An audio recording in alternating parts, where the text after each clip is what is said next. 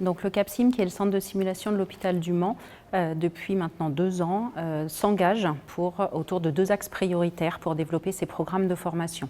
Le premier qui est de développer de la formation continue pour tous les professionnels de santé, à la fois du centre hospitalier, mais aussi des autres structures du territoire. Et le deuxième axe prioritaire qui est la gestion des risques et la qualité des soins. Et donc tous nos programmes sont construits autour de cet engagement sur la qualité et la sécurité des soins. Cette année, nous avons pu déposer du coup 5 programmes pour la labellisation. 3 programmes sont autour du risque lié aux médicaments dans différentes structures.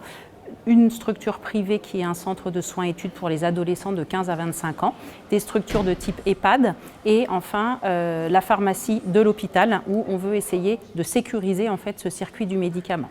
Et enfin 2 autres programmes, un qui est centré sur la prise en charge de l'urgence et notamment des complications lors de l'injection des produits de contraste en radiologie, donc pour les manipulateurs de radiologie et les radiologues ou radiothérapeutes. Et un autre programme qui est un petit peu plus innovant, qui est centré en fait sur la formation pour le patient traceur. Le patient traceur, c'est une technique qui est utilisée depuis maintenant quelques années dans la certification de la Haute Autorité de Santé dans les établissements de santé. On a tous une formation quand on fait du patient traceur, mais cette formation théorique ne suffit pas et donc l'idée c'est de pouvoir passer en simulation pour améliorer nos techniques d'audit sur le patient traceur.